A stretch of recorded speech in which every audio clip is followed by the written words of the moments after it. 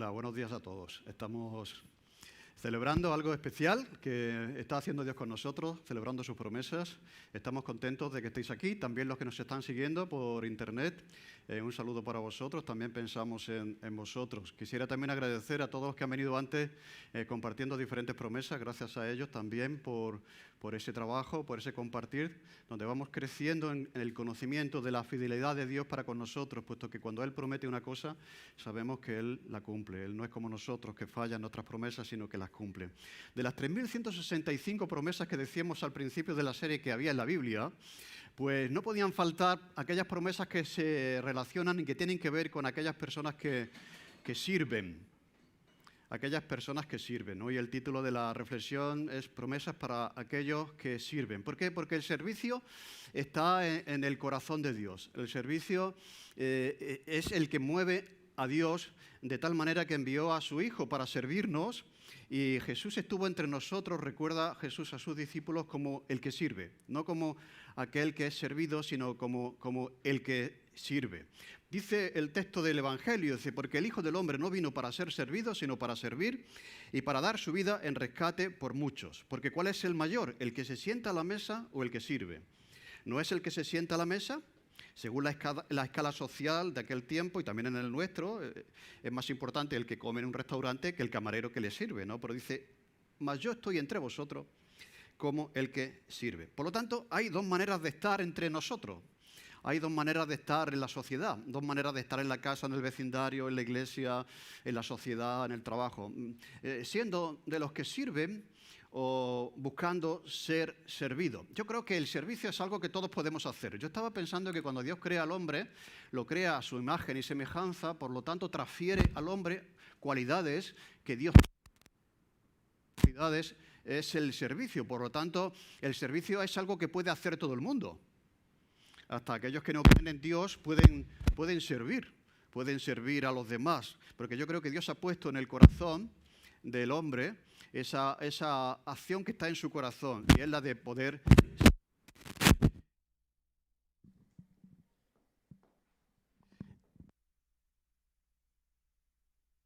Muy bien, por lo tanto, estamos pensando en que todo el mundo puede hacerlo. No hace falta ir a la iglesia, no ser cristiano, para estar entre los demás con esa actitud de poder servirles, de poder hacerles un favor, de poder ayudarles en cualquier situación. Mira, servir es hacer algo, aportar algo, contribuir de alguna manera al bien de alguien o al bien de algo, de lo que sea. Ya sea en la sociedad, en la iglesia, podemos hacer eso. Si tú no sirves y esperas que otro lo haga, pues no estás sirviendo, estás esperando ser servido. Por lo tanto, en la Biblia se habla del servicio como una cualidad fundamental del cristiano que se parece a Jesús. Nunca nos parecemos tanto a Jesús como cuando servimos, pero sabemos que el servicio cuesta. Sabemos que el servicio desgasta, que a veces el servicio implica y requiere pagar un precio de tiempo, de dinero, de esfuerzo. Por lo tanto, siempre el que sirve paga un precio. Pensad en eso. Siempre, sea cual sea la situación en la que estemos, cuando uno hace una acción de servicio, el que paga el precio es el que sirve. Para el que recibe el servicio, lo reciba gratis, de gracia. ¿De acuerdo? Así que no por ser cristiano, no por asistir a la iglesia los domingos, significa que somos siervos. Por lo tanto, los discípulos, cuando pensamos en ellos, estuvieron 3 años y pico con Jesús y después de todo ese tiempo resulta que no habían aprendido esa lección tan importante que Jesús tiene que recordar, esa última lección, cuando lava los pies de sus discípulos, de que han de estar en el mundo, en la sociedad, entre los hombres, como estuvo Jesús, como el que sirve. Por lo tanto, el servicio es el deseo de Dios para el hombre. Y el servicio no escapa a los ojos de Dios y tampoco escapa a las promesas de Dios. Por lo tanto, hay muchas promesas en la Escritura de Dios para aquellos que le sirven. Vamos a ver hoy cuatro acciones de servicio y 4 promesas que podemos encontrar en la Escritura. Hay muchas más, pero nos vamos a limitar a estas 4. En primer lugar, decir que el servicio siempre implica pagar un precio. Y muchas veces el precio que hemos de pagar al servir es el precio de dejar algo. Siempre que servimos, dejamos algo. Puede ser el sofá, puede ser la serie que estamos viendo. Siempre dejamos algo, ¿de acuerdo?, cuando estamos dispuestos a servir. Y consciente de ese precio que tiene que pagar el que sirve, Pedro, el apóstol, le pregunta a Jesús en una ocasión. Vamos a ver ese primer texto que encontramos en Mateo, capítulo 19, versículo 27 al 31. Entonces, respondiendo, Pedro le dijo: he aquí, nosotros lo hemos dejado todo, ¿veis? El dejar, y te hemos seguido. ¿Qué pues tendremos? ¿Qué vamos a recibir a cambio? Y Jesús le dijo: de cierto os digo, que en la regeneración, cuando el Hijo del Hombre se siente en el trono de su gloria, vosotros que me habéis seguido, también os sentaréis sobre 12 tronos para juzgar a las 12 tribus de Israel. Y cualquiera que haya dejado, la palabra dejar, casas, o hermanos, o hermanas, o padre, o madre, o mujer, o hijos, o tierras, por mi nombre, recibirá 100 veces más y heredará la vida eterna. Pero muchos primeros serán postreros y postreros primeros. Mirad, este texto está en el contexto en el que Jesús acaba de hablar con el joven rico. ¿Os acordáis? Un joven rico que habla con Jesús, que quiere seguirle. Jesús le dice: bien, pues deja tus riquezas y dala a los pobres y sígueme. Y Pedro está ahí observando lo que está pasando y él comprueba que este joven había rechazado de manera deliberada la invitación de Jesús a seguirle. Y la rechaza porque no estaba dispuesto a pagar el precio de dejar las riquezas que tenía, las muchas riquezas que tenía. Y Pedro, que está ahí, viendo la situación, piensa en todo lo que él sí ha dejado. Como que se ve un poco superior al joven rico. Dice: este no ha sido capaz de dejar, pero yo sí. Y piensa en todo lo que él ha dejado. Y entonces le dice a Jesús: pues, Señor, pues yo lo he dejado todo. Y nosotros, los que te acompañamos, los apóstoles y las mujeres que iban con Jesús y otros discípulos, hemos dejado todo. Y le define: hemos dejado casas, hemos dejado padre, hemos dejado madre, hemos dejado hermanos y mujer, hijos y tierras. Bien. Y Jesús le contesta y dice: de cierto. Es una promesa. Todas las promesas que vamos a ver están acompañadas por esa certeza de que esa promesa se va a cumplir. De cierto os digo. Pero Jesús termina su respuesta diciendo que muchos primeros serán postreros y postreros serán primeros. ¿Por qué eso?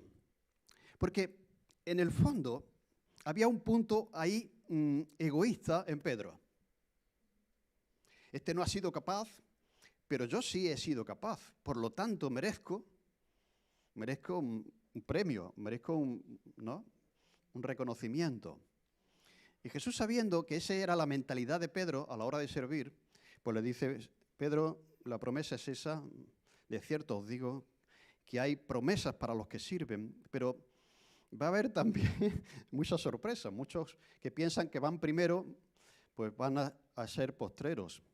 Así que lo que Jesús está diciendo aquí, que el dejar, si es que dejamos algo, siempre lo es para la gloria de Dios, no para nuestra propia gloria.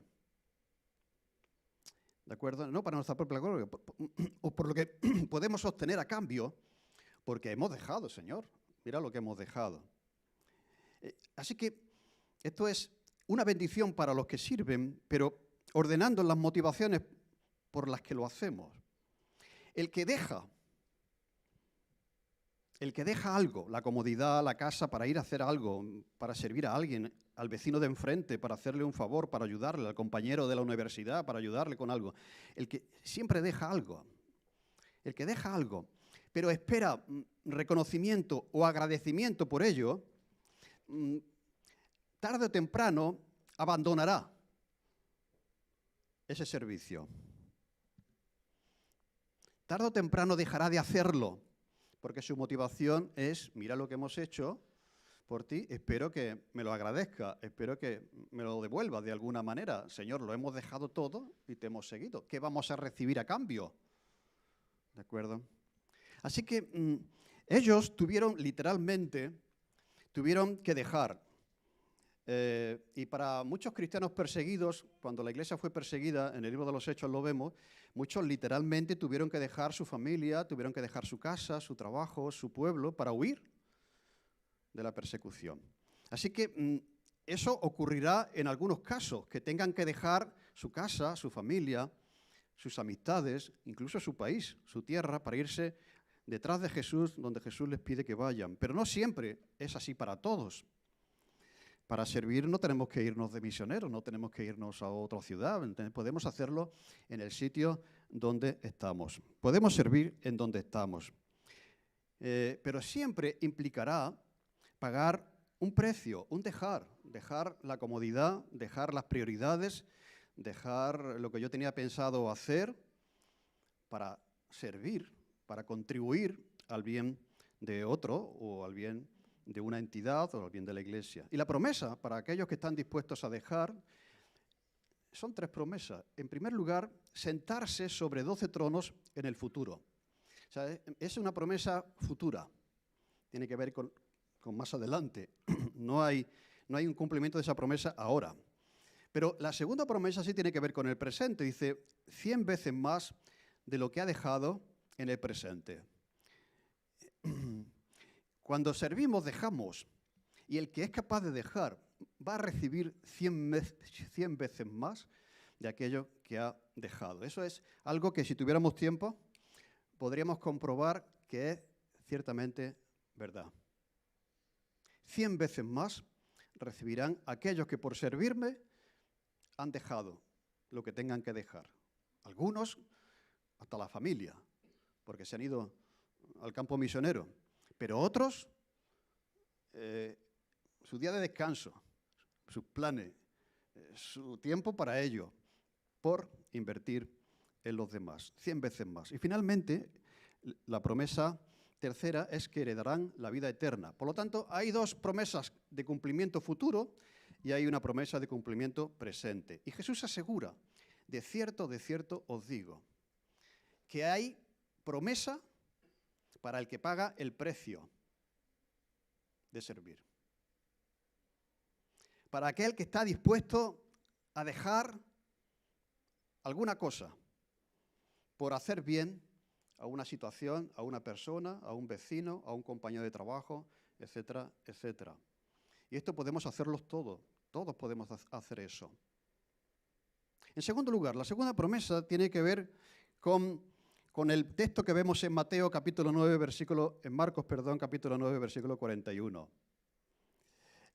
Cualquiera que os diere un vaso de agua en mi nombre, porque sois de Cristo, de cierto os digo, de nuevo la seguridad de la promesa, que no perderá su recompensa. Así que estábamos hablando de que servir implica dejar, y el que deja recibe la promesa. Pero servir también implica dar, aunque sea un vaso de agua. A mí esto me llama la atención porque fijaros, hay promesas que tienen que ver con acciones grandes. Dejar la casa, dejar el trabajo, dejar la familia. Amigo, eso es algo grande. Pero el Señor no solamente mira lo grande, sino también lo pequeño. Y hay promesas de recompensa también para lo pequeño.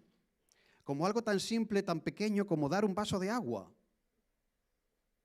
De cierto os digo, que el que está dispuesto a dar, aunque sea un vaso de agua, no va a quedar sin recompensa. Así que, tanto si alguien nos lo da a nosotros, porque se puede interpretar este texto como que, porque soy de Cristo, que pueda haber alguien que no sea de Cristo, pero que ayude a los que son de Cristo. O puede tratarse también de los que son de Cristo que están dispuestos a dar algo sencillo, como un vaso de agua a otro. Por lo tanto, aquí el énfasis está en que Dios también premia y mira y considera lo pequeño. Puede que a lo mejor no estés en condiciones de ser misionero, pero todo el mundo está en condiciones de dar un vaso de agua, de hacer algo, aunque sea pequeñito. Dios lo tiene en cuenta. Hay una promesa para lo pequeño. Para Dios cuenta lo pequeño. Por lo tanto, todo acto de bondad, de generosidad, que mostremos, yo creo que esto es un principio universal, no creo que está solamente limitado a aquellos que son cristianos. Está limitado a todo el mundo, porque como he dicho al principio, Dios nos ha creado a su imagen y semejanza, y en el sentido, ha puesto en el corazón del hombre, sea o no sea cristiano, la posibilidad de servir a los demás, o no, o solamente sirven aquellos que van a la iglesia. Así que esa persona que tiene ese gesto sin ser cristiana, que es atea, que no cree en Dios y que es una persona servicial, está reflejando la imagen de Dios en él. Y Dios dice aquí, Jesús dice aquí que sea quien sea, ya sea que los que den el vaso de agua sean cristianos o no lo sean, no van a quedar sin recompensa.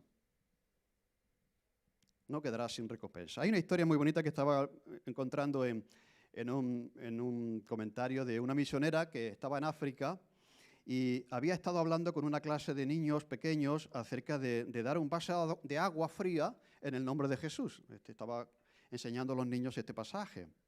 Y cuando termina la clase, ella se sienta en la puerta de la casa y ve en la plaza del pueblo, ve aparecer ahí a un grupo de porteadores, esas personas que llevan mucho peso en sus espaldas, que venían trabajados, cargados, y aparecen en la plaza y dejan los fardos en el suelo, ¿de acuerdo? Y estaban sedientos y estaban buscando un momento de descanso.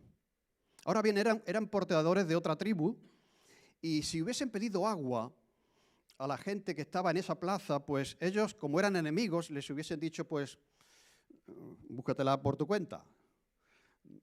No voy a hacerte un favor, porque eres mi enemigo, porque eres de otra tribu, ¿no? Y estaba observando cómo estaban esos hombres ahí sin que nadie les pudiese ayudar.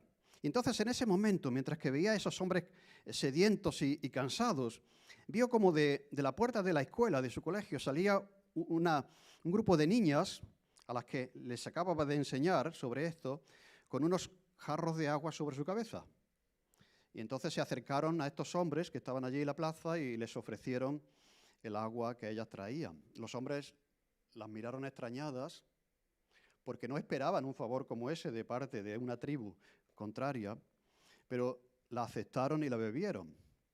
Y una vez que bebieron toda el agua, pues las niñas volvieron contentas a su profesora y le dijeron, profesora, hemos dado un vaso de agua en el nombre de Jesús, como tú nos has enseñado.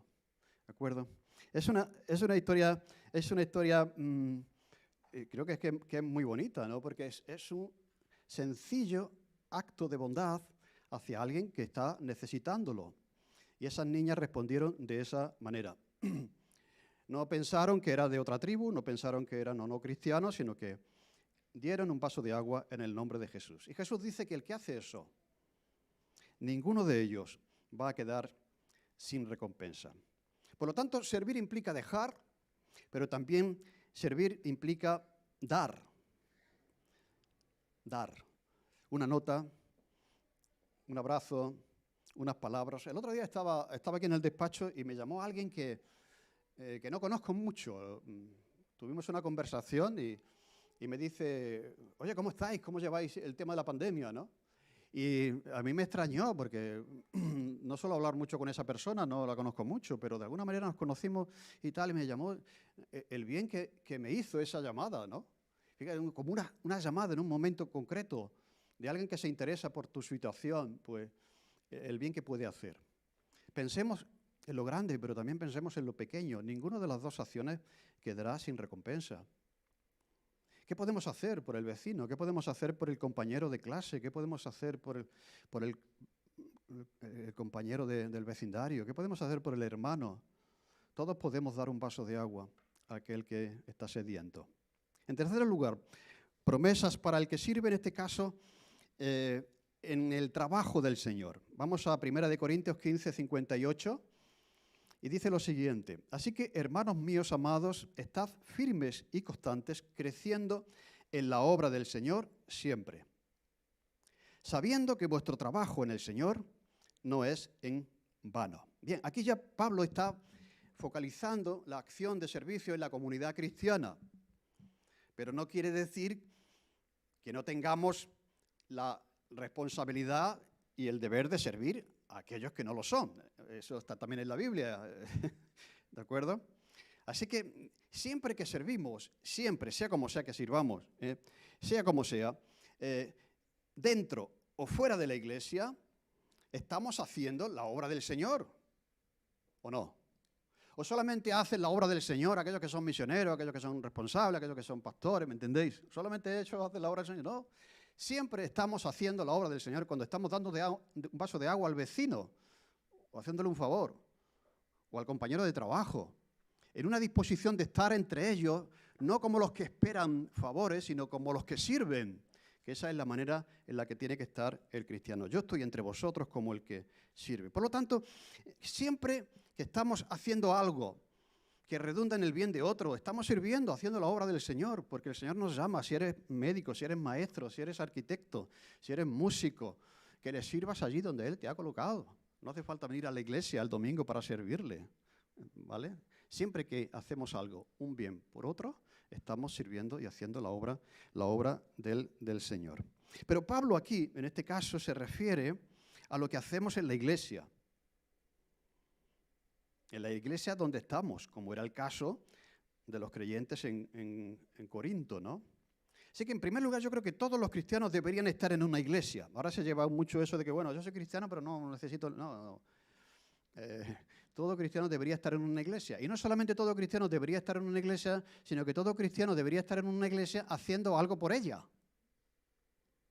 Por eso dice Pablo aquí que está firmes y constantes, creciendo en la obra del Señor, siempre sabiendo que vuestro trabajo que hacéis en la iglesia donde estáis no es en vano.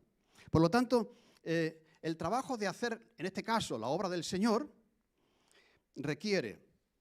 En primer lugar, hay dos cosas aquí que dice Pablo, ¿no? Estar como firmes. O sea, esto quiere decir no venirse abajo. ¿Por qué? Porque he dicho al principio que el servicio cansa. Y una cosa es dar un vaso de agua de vez en cuando a un sediento por ahí, pero otra cosa es estar dando un vaso de agua todas las semanas en la escuela dominical a los niños que vienen a la iglesia.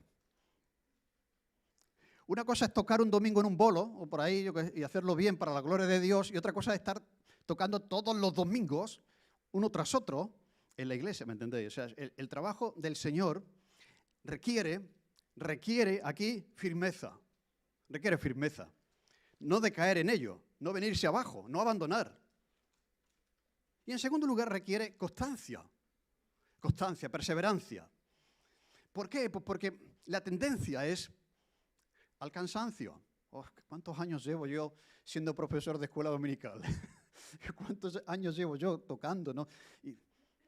Y hace uno cuenta, dice uno, es mucho tiempo seguido, ¿no? Y todo eso. Y la tendencia es eso, a decaer, a venirse abajo, abandonar.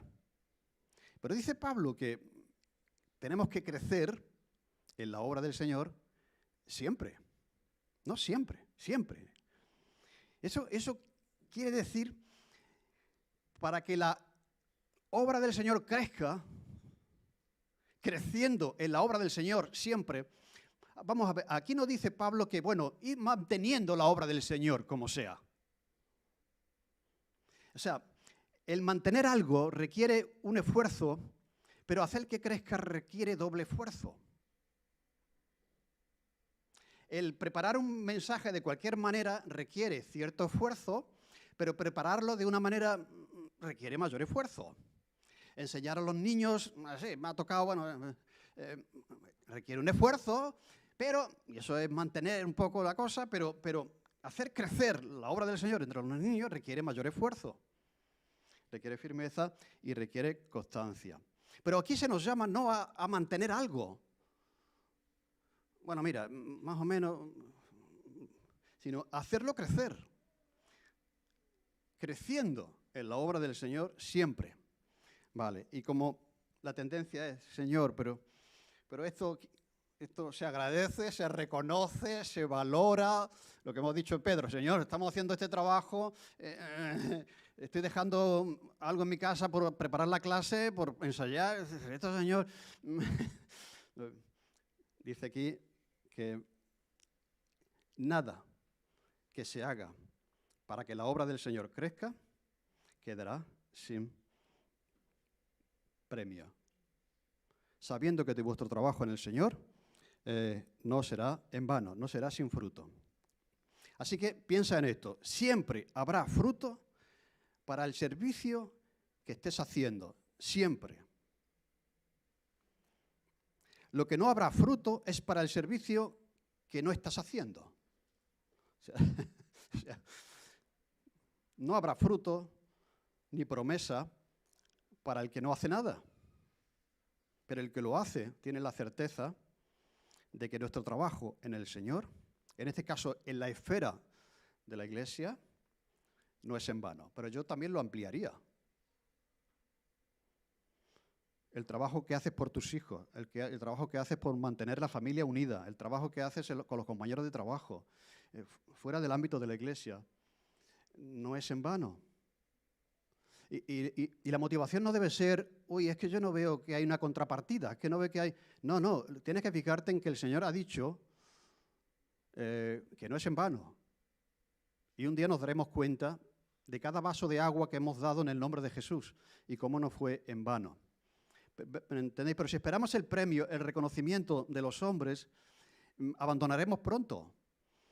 Serviremos por un tiempo y nos cansaremos porque no estamos recibiendo lo que nosotros pensamos que necesitamos recibir. No es en vano ni sin fruto. Siempre habrá fruto para aquel que sirve, pero no lo habrá para aquel que no sirve. Entonces, esto Pablo lo dijo al final del capítulo precioso de Corintios de la resurrección. Bueno, dice lo siguiente: he aquí os digo un misterio. No todos dormiremos, pero todos seremos transformados en un momento, en un abrir y cerrar de ojos, al final de la trompeta, porque se tocará la trompeta y los muertos serán resucitados incorruptibles y nosotros seremos transformados. Porque es necesario que esto corruptible se vista de incorrupción y esto mortal se vista de inmortalidad. Y cuando esto corruptible se haya vestido de incorrupción y esto mortal se haya vestido de inmortalidad, entonces se cumplirá la palabra que está escrita: sórbida es la muerte en victoria. ¿Dónde está, oh muerte, tu aguijón? ¿Dónde está, oh sepulcro, tu victoria? Y ya que el aguijón de la muerte es el pecado y el poder del pecado la ley, mas las gracias sean dadas a Dios que nos da la victoria por medio de nuestro Señor Jesucristo. O sea, Pablo lo que está diciendo, tenemos tanto que recibir, tanto que experimentar, tanta gloria que contemplar, tantas promesas que nos esperan, como lo que hemos leído, que no es nada comparable con la perseverancia en el trabajo en el Señor. Estamos compartiendo algo extraordinario con el mundo, sembrando una esperanza de vida eterna, que la muerte va a ser vencida. Por lo tanto, nada es comparable con eso.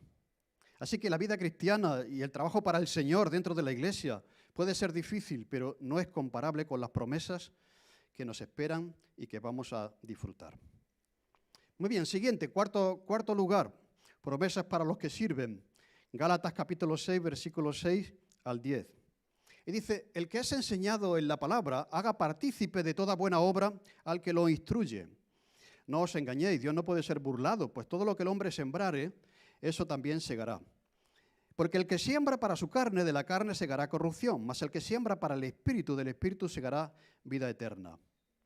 Y ahora aquí la promesa: no nos cansemos, pues, de hacer bien, porque a su tiempo segaremos si no desmayamos. No nos cansemos, pues, de hacer bien, porque a su tiempo segaremos si no desmayamos. Antes, nuestro trabajo en el Señor, para que la obra crezca, no es en vano, ni sin fruto.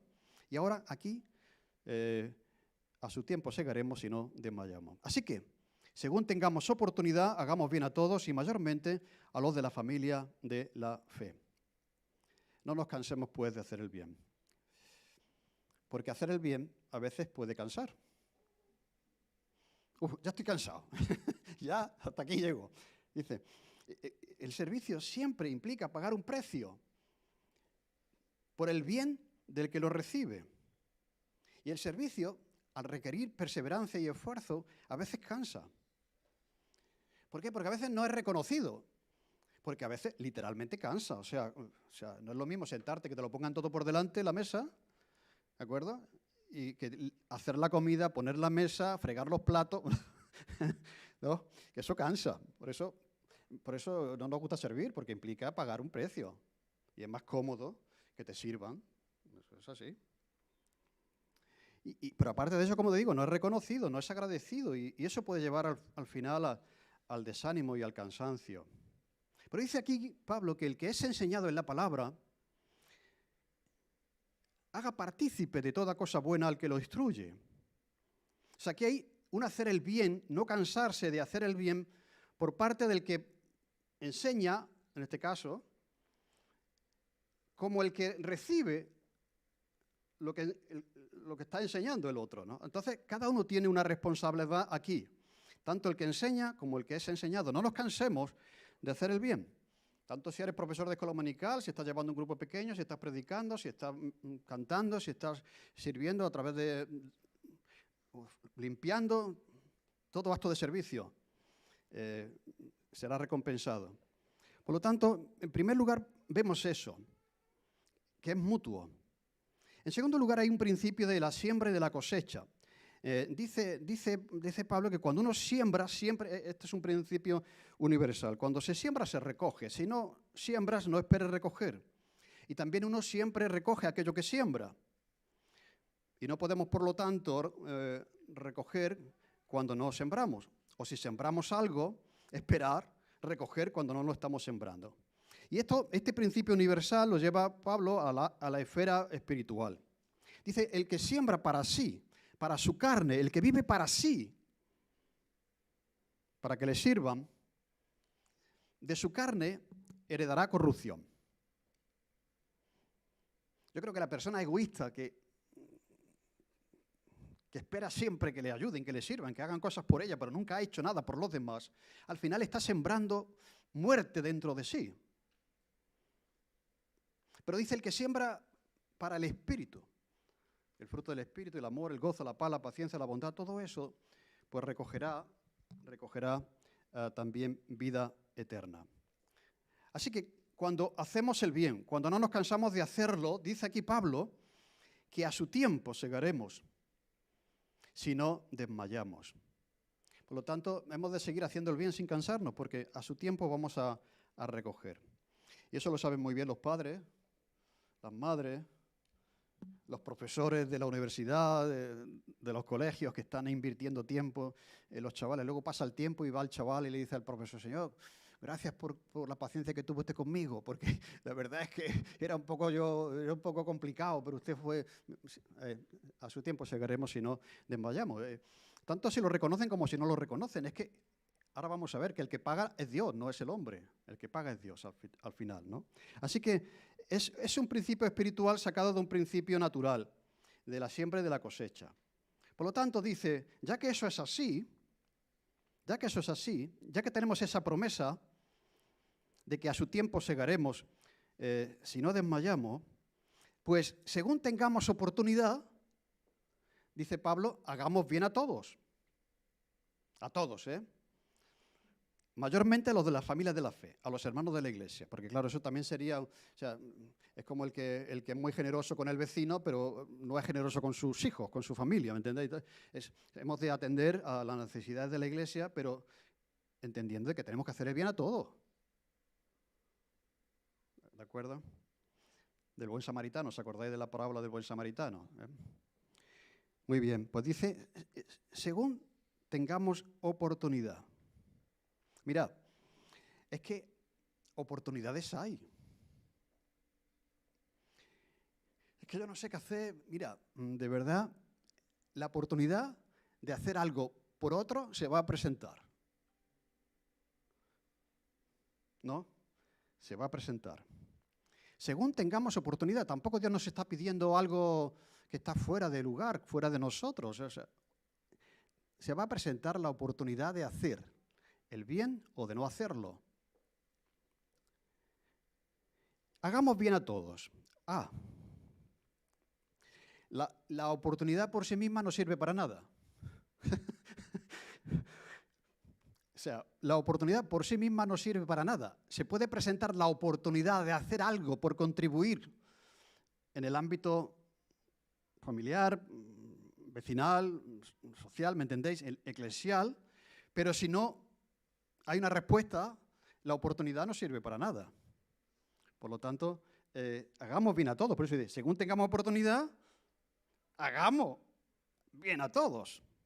Así que la oportunidad por sí misma no sirve para nada. Hay montones de oportunidades, como las que tuvieron los discípulos de lavar los pies, pasaron todos por allí, por el lebrillo y por el agua, y ninguno la tomó. La oportunidad estaba.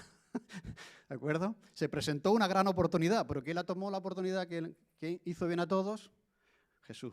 Jesús fue el que en esa oportunidad que se presentó de servicio, pues hizo bien a todos. Por lo tanto, hermanos, tenemos que seguir sembrando y haciendo el bien, invirtiendo en el reino, invirtiendo en el bien de los demás, haciendo favores, siendo perseverantes en la iglesia, en el trabajo, en la sociedad.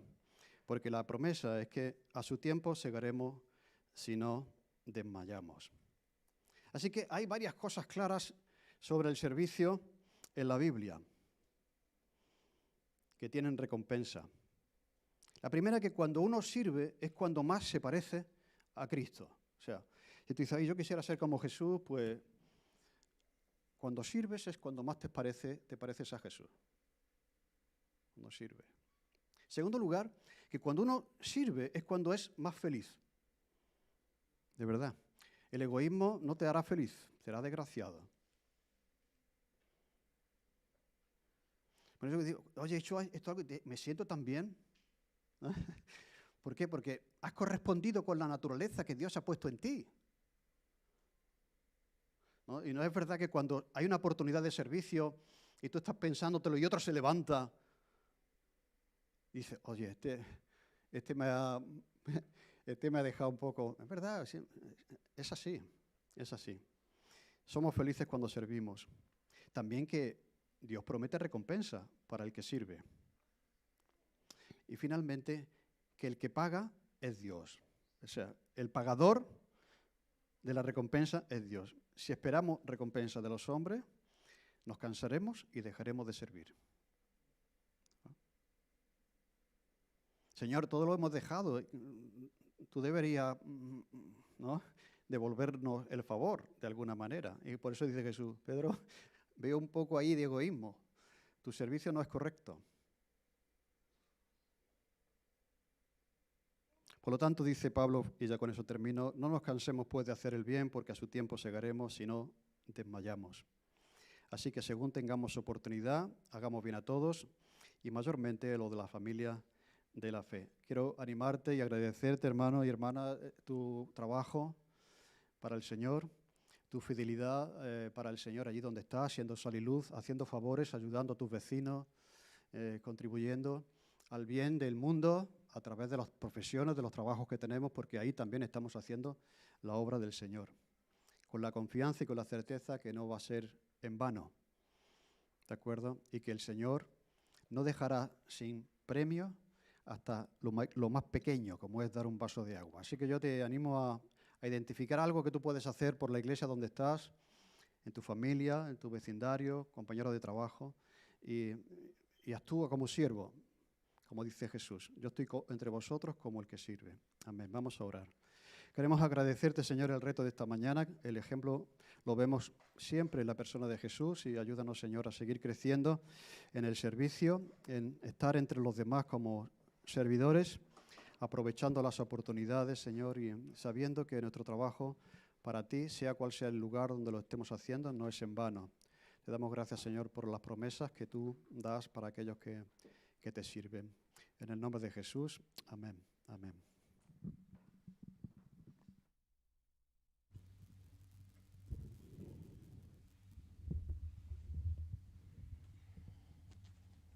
Nos ponemos de pie.